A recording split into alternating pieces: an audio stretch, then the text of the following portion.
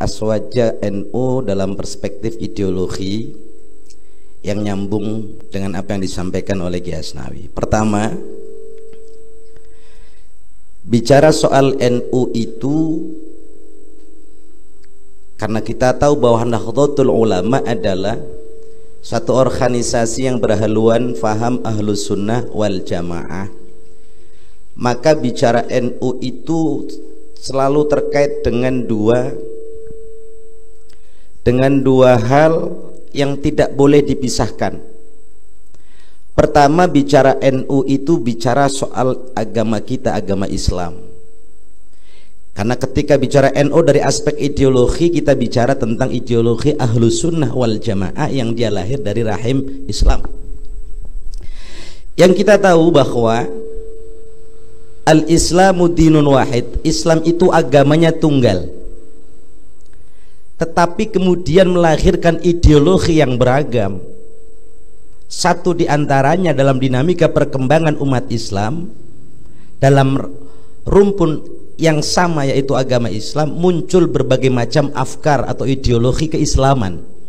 Jadi agamanya tunggal, ideologinya beragam, dan satu yang menjadi mainstream ideologi Islam dunia adalah Ahlus Sunnah wal Jamaah, yang kita kenal bahwa Ahlus Sunnah wal Jamaah menjadi mainstream ideologi global yang menjadi sawadul a'zam, menjadi ideologi mayoritas komunitas muslim sedunia. Jadi kalau kita bicara NU, satu tidak boleh lepas dari persoalan keislaman. Yang kedua, bicara NU berbicara tentang Negara Kesatuan Republik Indonesia. Karena kita tahu Jam'iyah Nahdlatul Ulama lahir dan munculnya dari rahim Bumi Pertiwi, dari rahim Nusantara yang hari ini kita kenal dengan NKRI. Maka bicara NU pasti tidak akan pernah lepas dengan persoalan NKRI apapun aspeknya. Catatan penting adalah kalau kita bicara NU terkait dengan keislaman dan kenegaraan, maka kita tidak lagi bicara soal Islam dalam konteks Arabisme. Karena NU setting sosial dan kultur budayanya lahir di negeri ini yang memang bukan Arab. Sehingga kenapa NU kemudian dalam pergerakan kelanjutannya yang diangkat selalu tentang semangat kebangsaan dan nasionalisme, bukan Arabisme yang diangkat. Kita tidak lahir di zaman Rasulullah, sehingga konteks sosial kita tidak bicara soal negara Madinah. Oleh karena itu catatan pentingnya ketika bicara NU akan mendapatkan gambaran utuh yang kita harus pisah dan pilah, tapi tetap satu, yakni kita tidak bicara Islam dalam konteks Arabisme, tapi kita bicara Islam dalam konteks Indonesia, tanpa melepaskan hal-hal yang terkait dengan kultur Arab. Itu yang pertama. Yang kedua, kenapa ini penting? Karena hari ini ada orang yang ingin mencoba masuk melalui ideologi transnasional yang masuk ke negara kita, yang mencoba membuyarkan kemapanan ideologi aswaja yang sudah menyatu inheren dengan republik ini. Ada aliran baru mengatakan kami paling Islam, tapi kemudian mereka lupa sejarah. Padahal kita tahu, tadi disampaikan Ki Asnawi, NU lahir dari sejarah keindonesiaan yang punya kontribusi besar terhadap lahirnya NKRI. Sementara aliran-aliran baru, ideologi transnasional baru yang diimpor dari Timur Tengah ke sini, nyaris mereka tidak punya kesejarahan tentang Indonesia, bahkan partisipasi kontribusi sejarah tidak punya. Nanti kita lihat, apakah HTI pernah menjadi bagian yang memerdekakan NKRI? Tidak ada hubungannya. Apakah FPI pernah lahir di zaman itu? FPI baru kemarin tahun 90-an. Tapi mereka dengan lantangnya ingin mencoba merubah setting negara kita ini seperti apa yang dikehendaki oleh seluruh ideologi transnasional, Wahabi, Salafi, Ikhwanul Muslim wa ala alihi wa ashabihim ajmain. Kompak mereka. Nah, itu penting. Oleh karena itu, sekedar nyambung apa yang disampaikan oleh Ki Asnawi, untuk pendahuluan saya ingin mengangkat tentang setting sejarah atau latar belakang sedikit tentang kenapa NU muncul. Betul tadi. Secara domestik keindonesiaan Lahirnya NU adalah sebuah antitesis, jawaban, reaksi terhadap sikap keagamaan ideologi yang sudah dianut oleh Muhammadiyah, Persis dan konco-konconya yang sudah terkontaminasi oleh faham-faham Wahabisme dunia. NU ingin menjaga konsistensi aswaja yang dikembangkan oleh Wali Songo zaman itu. Tetapi kita jangan lupa bahwa setting sejarah hari itu di awal abad 20-an sebelum lahirnya Nahdlatul Ulama, ada sejarah yang mari kita ingat bersama. Pertama, di awal tahun 1920-an, Hijaz, sebutan Makkah Madinah,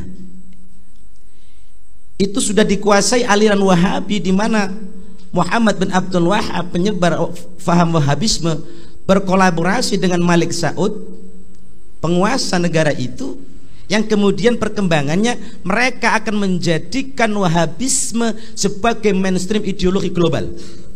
Caranya mereka menggunakan kekuatan politik melalui kerajaan Saudi yang hari itu sudah dikuasai Malik Saud, ingin melegalkan, meresmikan Wahabi sebagai satu-satunya aliran yang diakui negara, bahkan akan diekspor ke dunia. Dan hari ini terbukti. 1920 resolusi mereka dulu, hari ini sudah berkembang kemana-mana, termasuk ke Indonesia.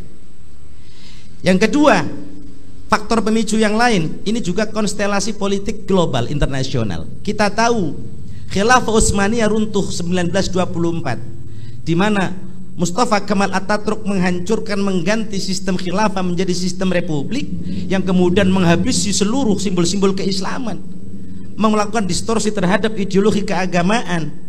Dan runtuhnya Khilafah Utsmaniyah hari itu menyebabkan kebimbangan dan kekhawatiran masyarakat muslim dunia, termasuk Indonesia, karena sudah tidak ada lagi poros daulah Islamiyah, poros kekuatan yang menjadi representatif kekuatan muslim dunia, yang sudah terpecah-pecah menjadi amsor, negara, wilayah, kerajaan dan seterusnya. Sehingga terbayang waktu itu spekulasinya, ini kalau runtuh seperti ini maka negara-negara yang kecil, masyarakat muslim belahan dunia yang kecil-kecil akan habis. Apalagi zaman itu adalah zaman penjajahan, termasuk Indonesia sedang ada penjajahan.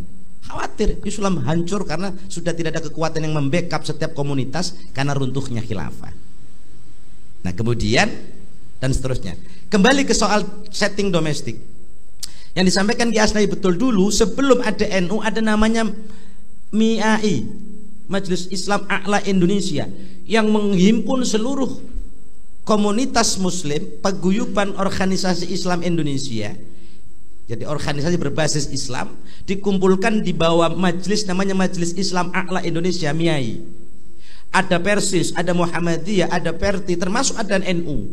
Hanya saja mayoritas penganut, mayoritas pengurus dan anggota MIAI sudah terkontaminasi oleh faham Wahabisme, sehingga akhirnya NU melalui perwakilannya Mbah Wahab Abdullah Hasbullah mewakili ulama dari kaum pesantren, kaum tradisionalis hari itu dicapnya, akhirnya keluar karena sudah tidak nyaman.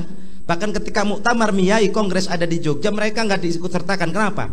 Ada skenario.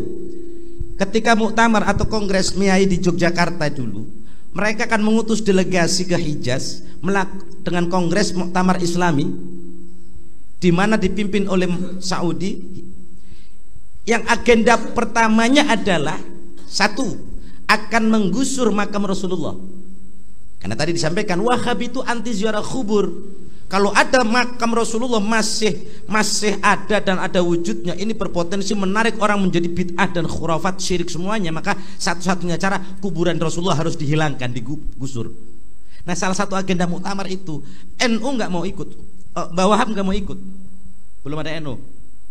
Akhirnya Mbah Wahab dengan beberapa santri ulama pesantren keluar, akhirnya mengambil keputusan membuat yang namanya terakhir itu Komite Hijaz. Komite Hijaz ini embrio lahirnya Nahdlatul Ulama, di mana ketuanya Mbah Wahab Hasbullah ini, mereka punya misi. Kita nggak ikut-ikutan tim, kita pergi sendiri ke Malik Saud, negosiasi agar proses penggusuran makam dibatalkan. Luar biasa Mbah Wahab perjuangannya, berani melawan mainstream ideologi yang hari itu sudah mencengkram kaum muslimin dunia. Akhirnya singkat kata singkat cerita, lobbynya berhasil. Tetapi ketika mau berangkat, akhirnya Komite Hijaz ini adalah sebuah komite seperti ad hoc yang tidak punya bobot kuat untuk melanjutkan perjuangan menentang Wahabi, maka kemudian rapat di Surabaya yang kemudian menjadi cikal bakal lahirnya NU, komite ini berubah metamorfosis menjadi nama Nahdlatul Ulama. Itu awalnya. Nah, sejarah ini penting bagi kaum Nahdliyin agar paham bahwa NU berdiri sejarah awalnya ada sebuah gerakan yang memang settingannya bukan hanya ngurusin agama, tapi juga ngurusin negara, ngurusin umat Islam, yang domainnya selain ideologi adalah himayatuddin wa himayatud daulah, jaga agama dari serangan-serangan ideologi Wahabi dan seterusnya, juga menjaga negara kita yang dalam perjalanannya juga dirongrong agar tidak menjadi negara yang maju atau menjadi negara muslim yang kuat. Nah, baik, kita langsung masuk kepada tema Nahdlatul Ulama. Apa pentingnya?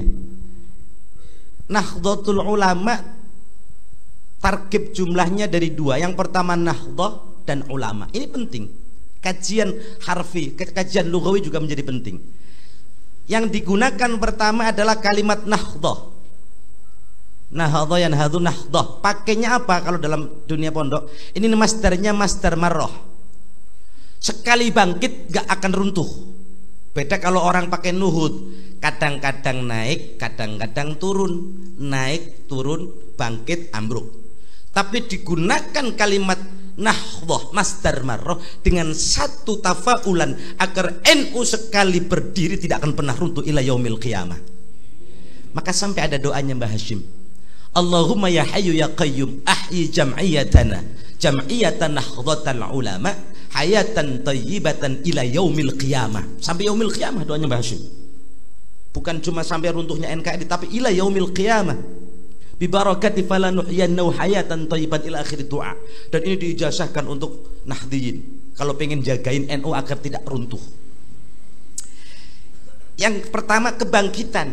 Ada sebuah respon dengan cara bangkit melawan hegemoni mazahib-mazahib atau ideologi-ideologi yang mencoba merusak tatanan ideologi akidah kaum muslim. Kedua, al-ulama.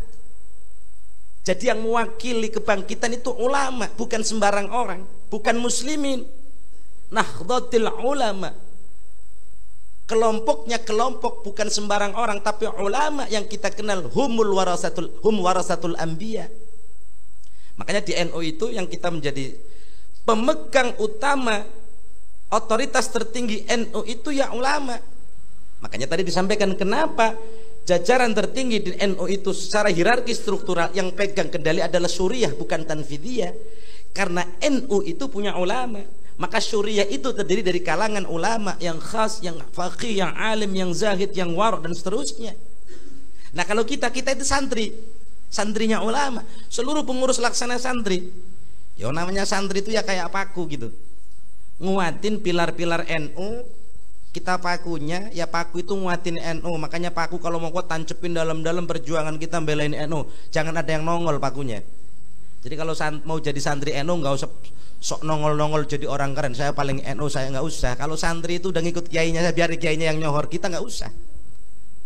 Makanya kalau ada bersantri pengurus ranting lagi pengen nongol jadi pengurus ranting tapi rasa pengurus PB misalnya, ini kan paku pengen nongol ini.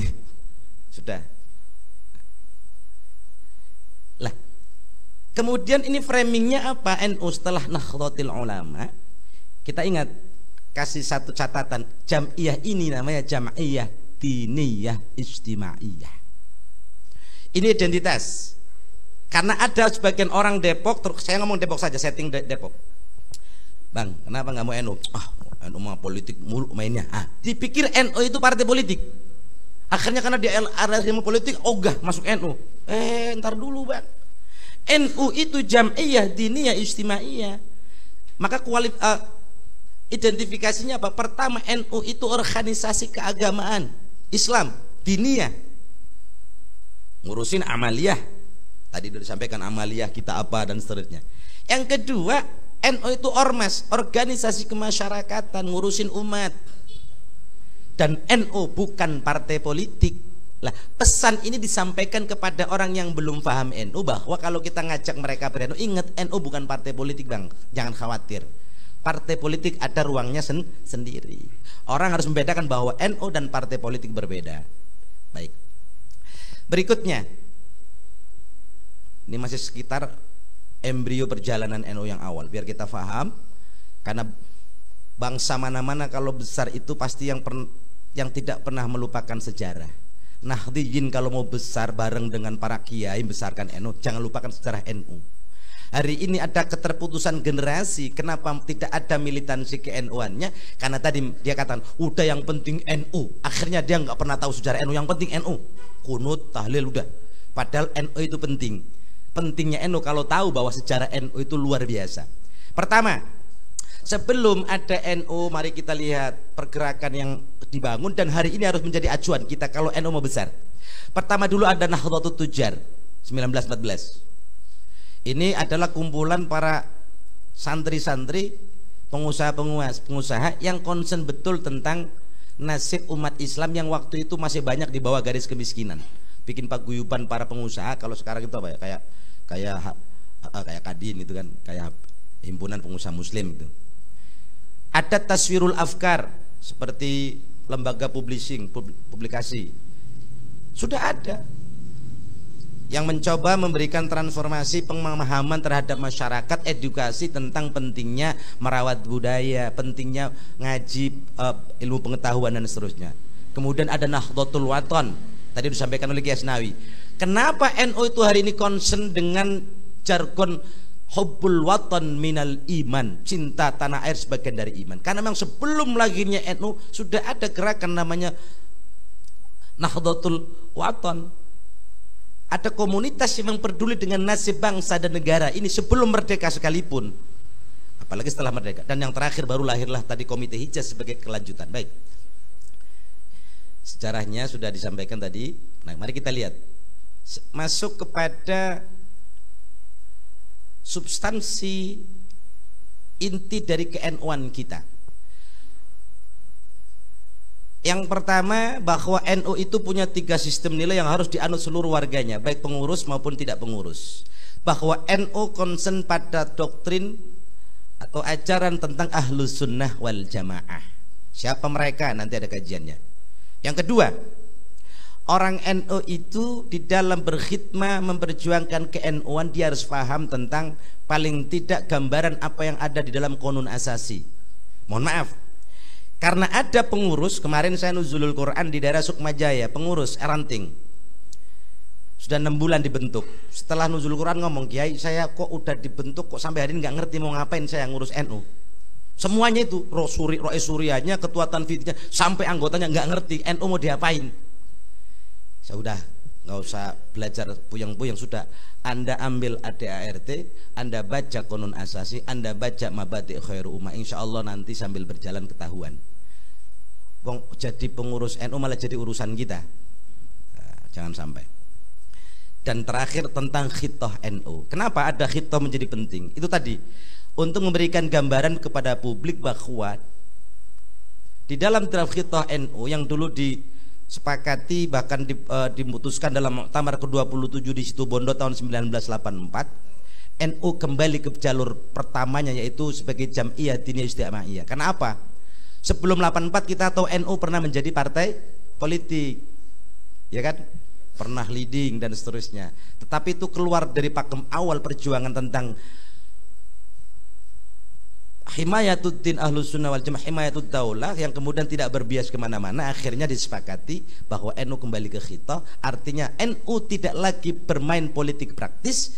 Maka siapapun yang ingin bermain politik silakan masuk ke cantolan, ke channel politik partai politik yang sudah ada. Nah ini tadi penting. Ada satu pertanyaan. Ini saya ingat tahun 2008 ngajak orang Depok wilayah sana Citayam, Bang mari ber-NU. Wah saya nggak NU-NU-an. Wong saya juga sholatnya udah kayak NU, nggak perlu NU-NU-an.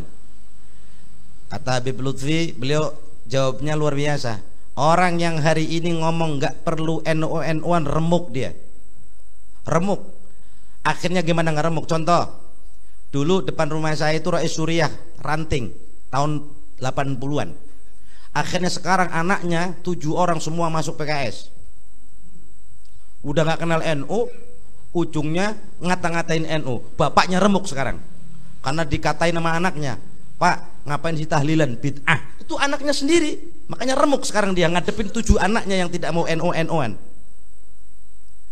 Akibat dari orang berpikir punya satu persepsi bahwa tidak perlu NU-NU, yang penting ibadah. Nah, pertama, ini ada beberapa item yang kita perlu selaraskan. Pertama, kenapa kita harus ber-NU? 1, perintah berjamaah. Di NU itu karena konsep yang dibangun adalah ahlus sunnah wal jamaah, ada kalimat jamaahnya. Ini adalah instruksi atau message penting buat kita bahwa hidup beragama, kau mau selamat dunia akhirat, harus berjamaah. Tidak mungkin kita ngerti agama kalau kita tidak ngaji sama guru, misalnya contoh. Berarti kita harus berjamaah. Makanya di dalam NU itu ada sebuah anekdot. Orang NU itu nanti enak masuk surganya rame-rame karena berjamaah. Makanya jangan takut jadi orang NU, nanti kalau kita ditanya malaikat, kamu mau masuk mana? Saya ikut Mbah Hasyim saja. Kira-kira karena Mbah Hasyim masuk surga, ya sudah, karena kata Mbah Hasyim, siapa yang ngurus NU saya akui sebagai santri saya. Dan saya doakan anak keturunannya matinya kalau mati husnul khatimah. Kira-kira ya kalau gambaran kita Mbah Hasyim masuk surga, ya kita ngintil Mbah Hasyim bareng-bareng. Wasiqal ladzina taqarrabahum ilal jannati zumara. Nanti akan digiring ke surga rame-rame bareng-bareng, enggak sendiri-sendiri.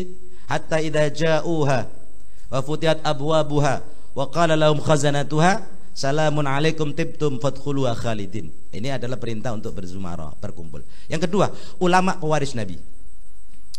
Konsep al-ulama warasatul anbiya ini dijaga dengan konsisten oleh NU. Karena kata Mbah Hasyim di dalam konon asasinya, beliau menyitir satu hadis, inna hadzal ilma dinun fangduru amman ta'khudhu dinakum.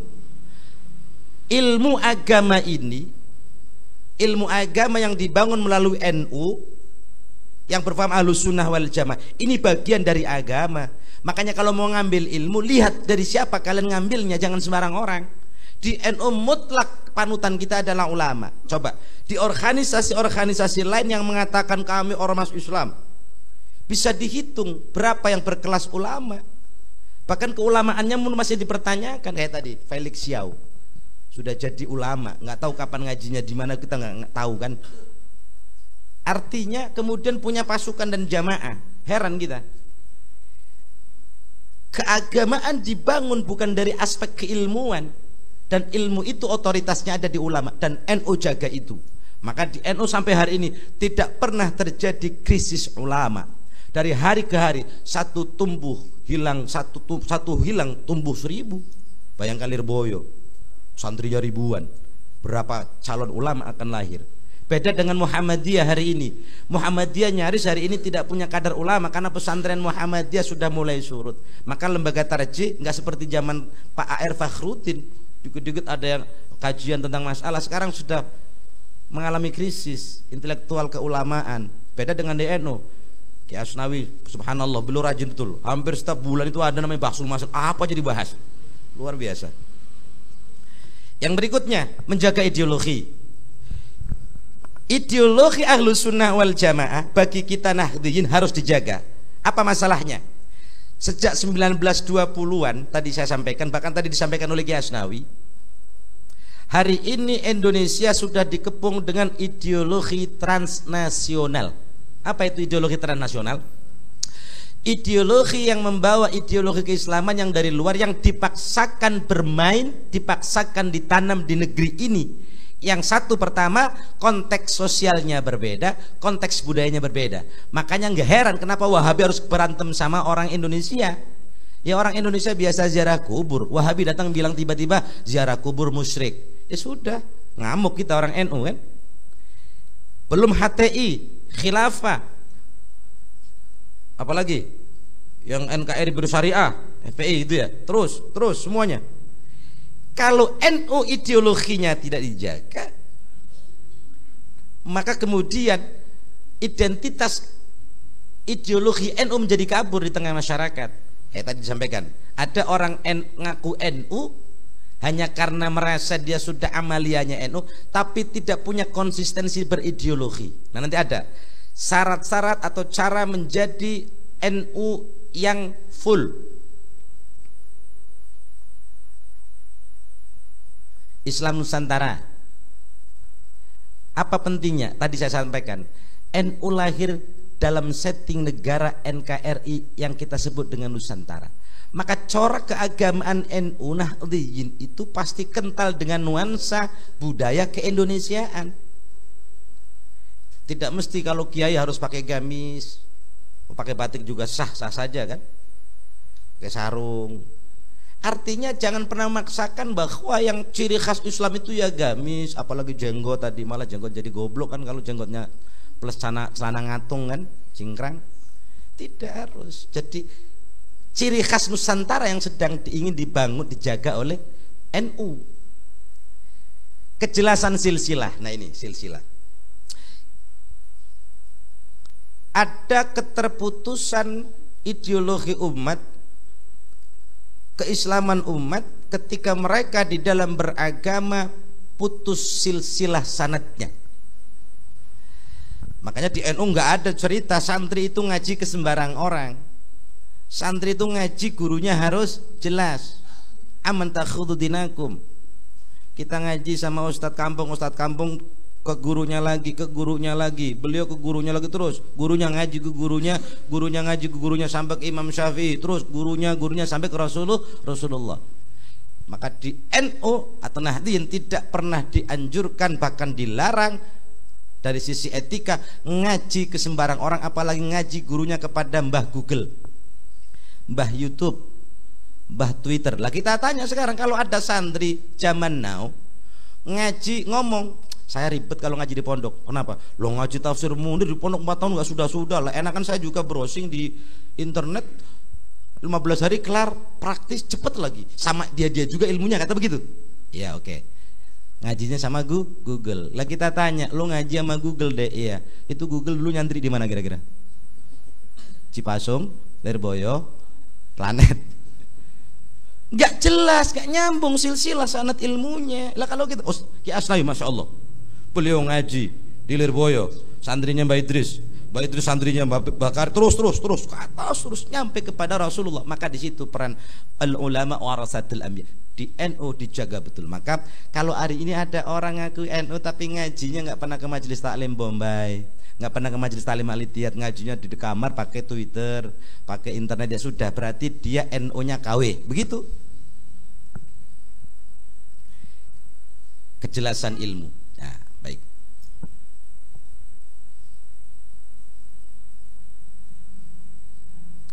Nah, dalam konsep bermasyarakat, nyambung sama Ki Asnawi tadi.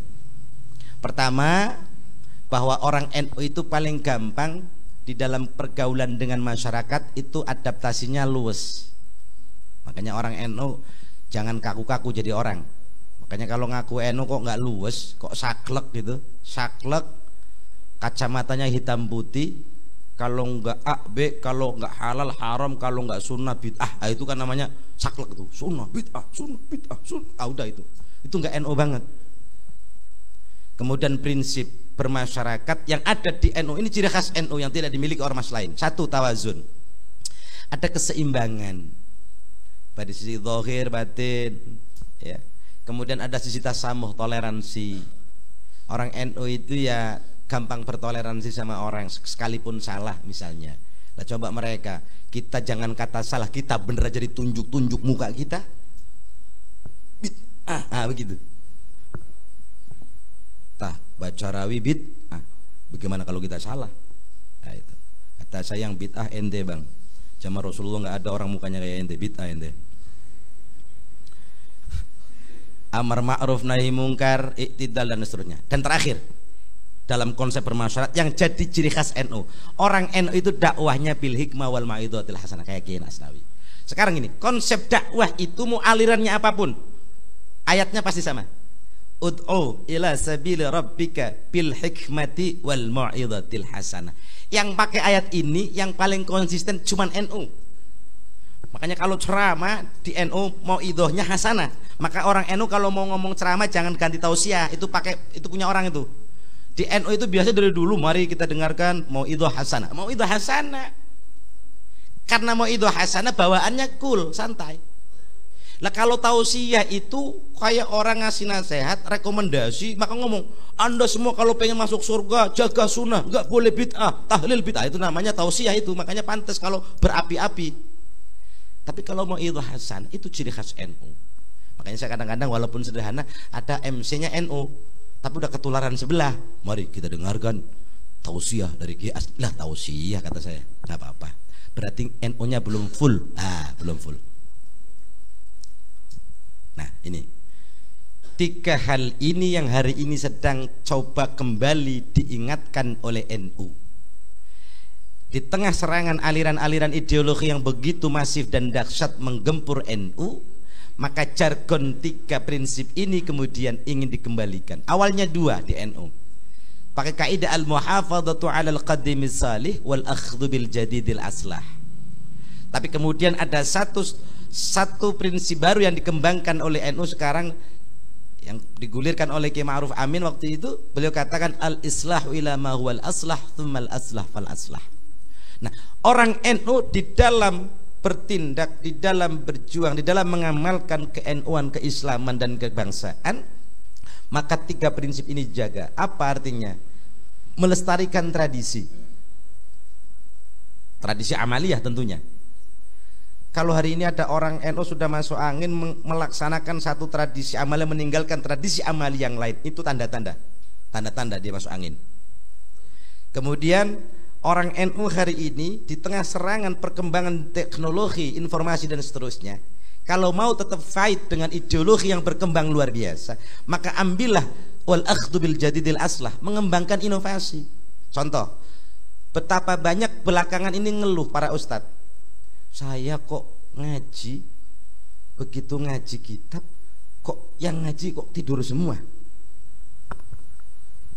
Ini yang salah siapa? Nggak ada yang salah. Mindset orang hari ini sebagian sudah digerus dengan teknologi. Kata orang, ya Allah, zaman gini masih ngaji kitab yang begitu lamanya, mendingan saya ngaji kitab yang itu modern, ada infokusnya dan seterusnya dan seterusnya dan seterusnya. Ini kan tantangan. Maka konsep dakwah ahlus sunnah wal jamaah di tengah perkembangan arus teknologi informasi, bagaimana kita memperjuangkan gerakan ideologi juga melalui medsos. Alhamdulillah NU online sudah luar biasa, NU online-nya luar biasa. Tapi nahdien yang di bawah masih belum mengikuti akselerasi pergerakan NU. Coba gerakan mereka HTI, FPI, Wahabi, hampir nyaris mereka menggunakan media sosial. Coba kita googling saja, buka bab salat, yang paling muncul bab salat ala Wahabisme, bab zakat, apa saja bab keagamaan. Kalau ngajinya sama Mbah Twitter, Mbah Google, yang keluar punya mereka semua. Nah, sekarang harus dibangun bagaimana cara menjaga ideologi dan mengembangkannya, mempertahankannya melalui medsos dan seterusnya. Nah, ini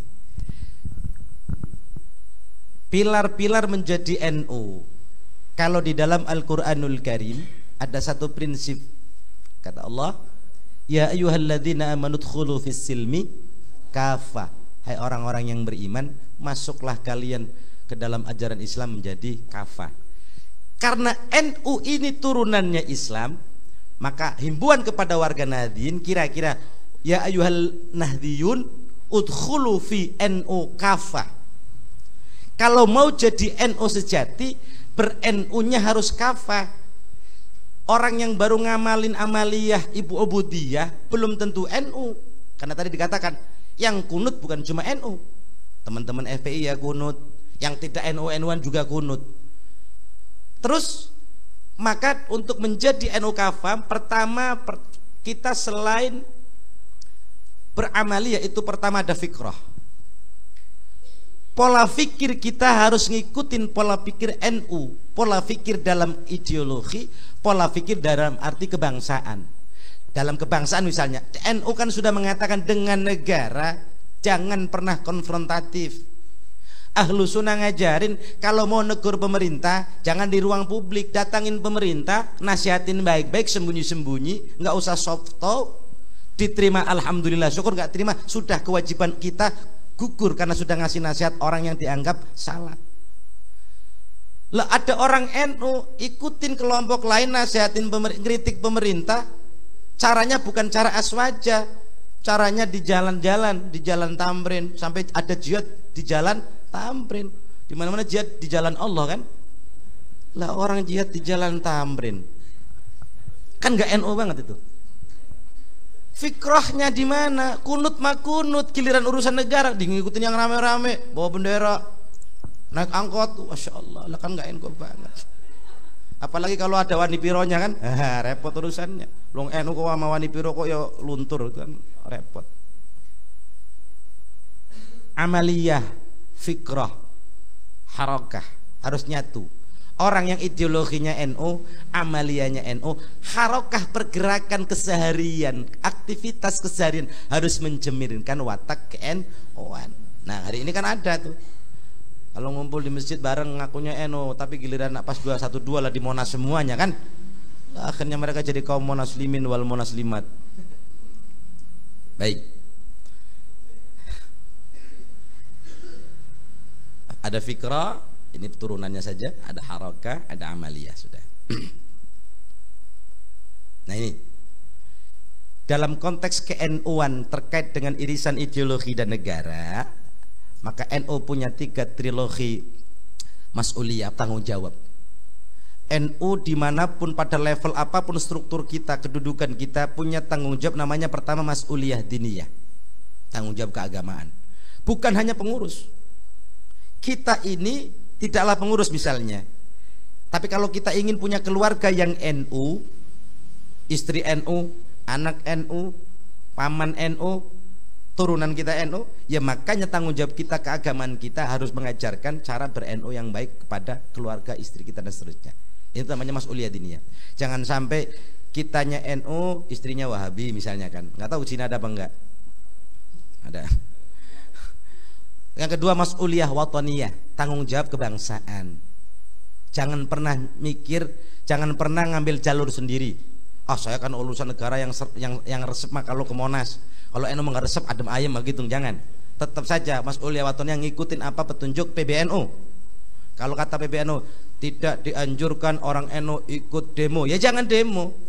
Mau sekenceng apa emosinya, mau sekenceng apa temperamennya, mau sekenceng apa gagahnya, kalau NU bilang jangan ya jangan. Kadang-kadang kan di luar kendali ini. Yang terakhir mas'uliyah ijtimaiyah, tanggung jawab sosial. Nah ini penting. Saya mohon maaf, saya hanya ngasih gambaran. Tanggung jawab sosial itu artinya kalau kita ber-NU ya coba mari kita rawat masyarakat kita bagaimana agar harmonis, agar fikrah ke-NU-an, ideologi ke-NU-an atau kondisi masyarakat akur. Saya hidup di satu kampung yang dimana 90% di kampung itu adalah anggota FPI, karena saya di sebelah markas FPI. Bagaimana menampilkan sosok ke-NU-an tapi tidak harus kemudian main cakar-cakaran atau orang kemudian gara-gara berbeda akhirnya NU-nya dihujat. Makanya alhamdulillah di kampung saya walaupun markas FPI, orang FPI juga mikir kalau mau ngomongin soal NU, karena kita jaga betul etika ke-NU-an. Mereka manas-manasin kita. Mohon maaf, pernah satu kasus, ini contoh.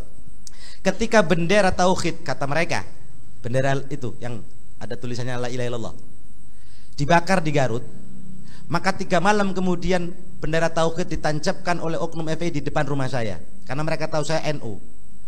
Padahal mereka pengennya nancepin di tempat banser. Di kampung saya nggak ada banser, kan mereka gedeknya sama banser. Harapannya kalau saya dipasang depan rumah saya ngisuruh ayo banser turunin. Alhamdulillah, kalau urusan gitu-gitu mah nggak usah bikin ribut. Akhirnya sampai hari ini nggak kita turunin, tapi juga nggak ada orang yang lirik, karena dia berdiri di tempat yang tidak strategis. Ya sudah, nggak usah ikut terpancing-pancing emosi.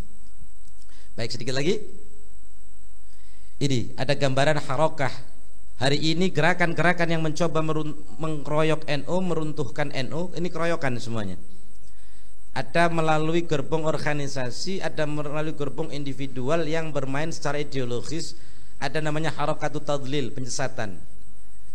Ada namanya harakatut tafriq, perpecahan melalui berita-berita hoax.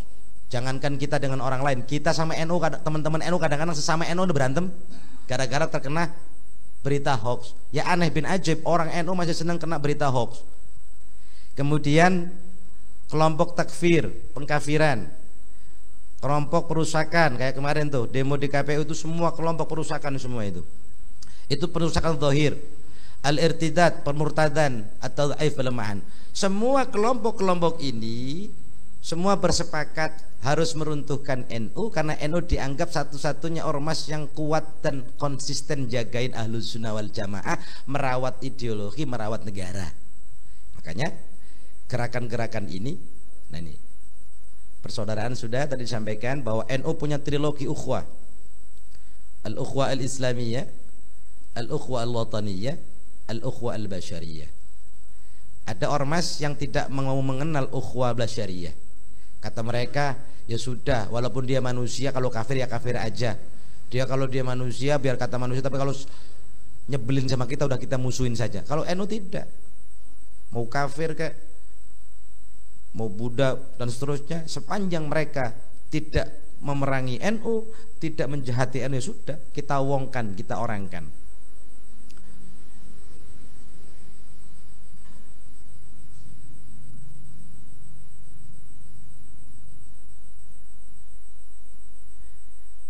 Nah, berikutnya ada satu kesimpang siuran di antara kaum Nahdliyin yang mencoba atau yang coba digeser pemikirannya oleh kelompok lain, seperti yang tadi disampaikan Ghaznawi. Sudah nggak usah NU-NUan, yang penting kita Ahlus Sunnah wal Jamaah. Orang NU harus punya identitas bahwa Ahli Sunnah wal Jamaah NU berbeda dengan Ahlus Sunnah wal Jamaahnya kata mereka. Karena apa? Tidak semua. Jadi NU itu pasti Ahlus Sunnah wal Jamaah, tapi tidak semua Ahlus Sunnah wal Jamaah itu NU. Contoh, Wahabisme itu atau kelompok Salafi Wahabi, disingkat Sawah, Salafi Wahabi. Nggak apa-apa, ini istilah baru ya. Kelompok Salafi Wahabi, singkatannya Sawah, ngakunya lo kami Ahlus Sunnah. Tapi kita tanya, Ahlus Sunnah model apa yang kemudian mengharamkan ziarah kubur? Ahlus Sunnah merek apa yang kemudian mengkafir-kafirkan orang yang baca manakib? Lah kalau Ahlus Sunnahnya iya oke, tapi kalau tidak Nahdliyah lah bahaya. Ahlus Sunnahnya Sawah misalnya, mereka meyakini akidah tajsim, Allah Ta'ala dipersonifikasikan seperti makhluk. Yatullah fauqa aidim, Allah punya tangan, ya sudah jangan ditawil, pokoknya Allah punya tangan, begitu. Ar-Rahmanu 'alal arsyistawa, Allah itu ya pokoknya posisinya di atas ars, gak usah ditakwil. Masa Allah ongkang-ongkang di atas ars? Kalau versinya Wahabi begitu kan. Jadi tidak semua Ahlus Sunnah NU. Makanya orang NU di dalam berahlus sunnah katakan pada siapapun bahwa Ahlus Sunnahnya kita adalah Ahlus Sunnah an-Nahdliyah, bukan yang lain. Maka Imam Ghazali Abu Hamid Al-Ghazali dalam kitabnya Ihya Ulumuddin sudah memberikan satu definisi paten yang harus diikuti oleh semua Nahdliyin. Idza utliqa Ahlus Sunnah wal Jamaah fahum al-Asy'ariyah wal Maturidiyah. Ideologi Ahlus Sunnah wal Jamaahnya NU itu adalah kalau dari sisi teologi mengacu pada dua imam besar, tidak boleh bergeser, yaitu Abul Hasan Al-Asy'ari atau madhabnya dikenal Asy'ariyah, dan Abu Mansur Al-Maturidi. Lah kalau ada ngaku Ahlus Sunnah wal Jamaah NU tapi ya nggak kenal Maturidi, nggak kenal Asy'ari, nggak mau ngenalin sifat 20, lah itu kan lain. Makanya ini berbahaya, harus dikenalkan kepada. Nah, terakhir, mudah-mudahan ini menjadi penutup sesi kedua. Pentingnya ber-NU itu karena kita memang ingin menjaga silsilah ketersambungan kita dengan Rasulullah. Ini dibayangkan dalam diagram ini atau dalam siklus ini. Kalau hari ini kita di titik paling bawah di komunitas Ahlus Sunnah wal Jamaah, maka cantolan kita sepanjang masih ngikutnya ulama dan mereka itu warasatul anbiya, maka kemudian ulama juga mendapatkan turunan ilmunya dari para aulia. kemudian aulia meneruskan kembali ke atas kepada para tabi'in, dari tabi'in ke tabi'in, dari tabi'in ke sahabat, dari sahabat nyantolnya kepada Rasulullah. Makanya walaupun rentang waktu kita 1500 tahun berjarak dengan Rasulullah, tidak pernah sezaman dengan Rasulullah, tapi hakikatnya keilmuan kita, keagamaan kita masih punya pertanggungjawaban, dianggap sebagai pengikut Rasulullah yang konsisten sepanjang jalur silsilah sanad keilmuan dan madhabnya kita tempuh. Makanya saya katakan, siapapun yang ngaji agamanya tidak ngikutin para ulama, ngikutin internet, maka madhabnya adalah madhab internet, tidak lagi madhab apa, susah juga sih. Terus kemudian kalau ada orang ditanya, saya ahlu sunnah bang, madhabnya saya nggak pakai madhab. Lu kok ditanya, saman madhabnya Maliki? Enggak. Hanafi? Enggak. Syafi'i? Enggak. Hambali? Enggak. Oh, saman madhabnya enggak kalau gitu. Orang berislam kok madhabnya enggak. Harus jelas. Lah kita diajarkan pentingnya bermadhab di dalam ahlu sunnah wal jamaah. Oleh karena itu sekali lagi mari kita ingatkan untuk introspeksi pada diri kita, menjadi NU yang kafah, menjadi NU yang kalau bahasa kita tulen itu tidak boleh sepotong-potong, mulai dari kajian sejarah, isi doktrin, pergerakan perjuangan dipahami, tantangan apa yang dihadapi NU, sepanjang kita orientasinya masih ke NU-an, cara berpikirnya NU, cara berjuang kita NU, akidahnya NU, ideologinya NU, harokahnya NU, semangatnya NU, insya Allah NU seperti yang didoakan Mbah Hashim, maka NU akan tetap jaya. Sekali nahdhah bangkit tidak akan pernah runtuh ila yaumil qiyamah. Amin ya rabbal alamin. Wa lakum minkum wallahul muwaffiq ila aqwamit thoriq. Wassalamualaikum warahmatullahi wabarakatuh.